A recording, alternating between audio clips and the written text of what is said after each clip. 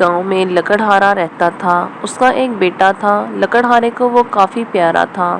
لڑکا جلدی جلدی بڑا ہو رہا تھا۔ اس نے سوچا اس کو تعلیم دلواؤں۔ اس نے اپنے بیٹے کو استاد کے پاس بھیج دیا۔ جو بھی استاد اس کو سبق دیتا اسے یاد ہو جایا کرتا تھا۔ ایک دن استاد نے سب لڑکوں سے پوچھا کہ آپ لوگ بڑے ہو کر کیا بننا چاہو گے؟ سب نے اپنی خواہش بتا دی، لیکن لکڑہارے کے بیٹے نے کہا میں استاد بننا پسند کروں گا کیونکہ مجھے آپ کا پڑھانے کا طریقہ اچھا لگتا ہے۔ اب دن گزرتے گئے، لڑکا بڑا ہو گیا، اس کی تعلیم بھی مکمل ہو گئی۔ لکڑہارے کو پتہ چلا کہ اس کے بیٹے کی تعلیم مکمل ہو گئی ہے تو وہ بیٹے کو لینے چلا گیا۔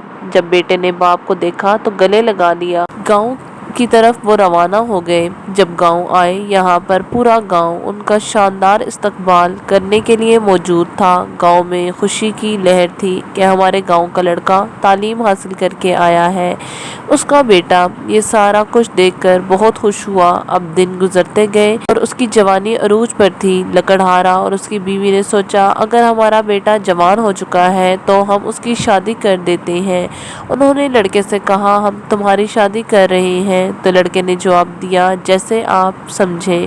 کچھ دن میں لڑکی کی شادی ہو گئی۔ لڑکے کو بیوی جب دیکھتی کہ صبح سویرے لکڑہارا جنگل میں لکڑیاں کاٹنے جاتا ہے اور میرا شوہر بیٹھا رہتا ہے، ہم آرام سے بیٹھتے ہیں، جبکہ میرے خاوند کو کام کرنا چاہیے تاکہ ماں باپ کا سہارا بن سکے۔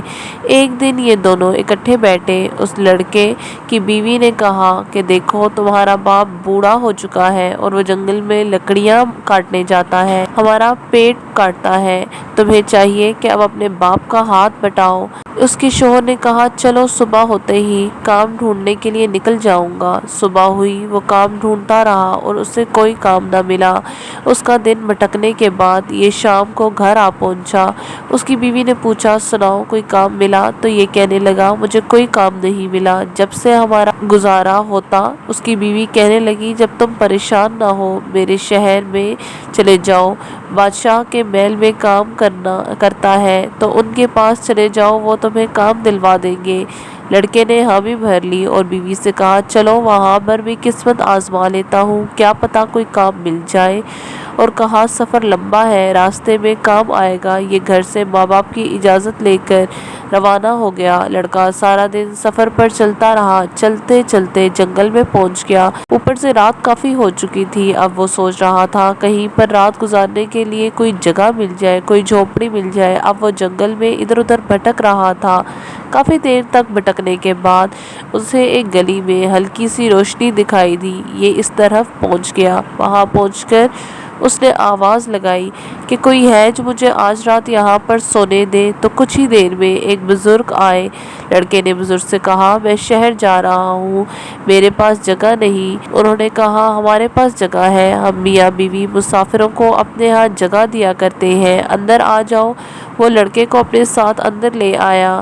اندر پہلے سے ہی اس کی بیوی موجود تھی۔ اس نے لڑکے کو دیکھ کر خوشی کا اظہار کیا۔ بوڑھی عورت لڑکے سے کہنے لگی بیٹا ہمارے پاس کھانے پینے کو کچھ نہیں، بہرحال تم رات یہاں پر بے فکر ہو کر گزار سکتے ہو۔ لڑکے نے کہا میرے پاس کھانا موجود ہے، میں جب گھر سے روانہ ہو رہا تھا تو میری بیوی نے مجھے ساتھ کھانا دیا تھا، تو پھر ان دنوں نے مل کر کھانا کھایا۔ رات کافی ہو چکی تھی۔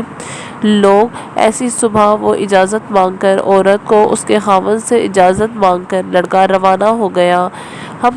وہ کہنے لگے ہم تمہیں ایک ایسی چیز کا راز بتاتے ہیں جو تمہارے بہت کام آئے گی۔ تم یہاں سے سیدھا جب جاؤ گے تو تمہیں ایک جھیل نظر آئے گی، وہاں سے تم پانی کی بوتل لے لینا اور جب کبھی بھی تم پر کوئی مشکل ہو تو وہ پانی استعمال کر لینا، تمہاری مشکل دور ہو جائے گی۔ لڑکے نے ان دونوں کا شکریہ ادا کیا، پھر یہ جھونپڑی سے نکل کر اپنے سفر پر روانہ ہو گیا۔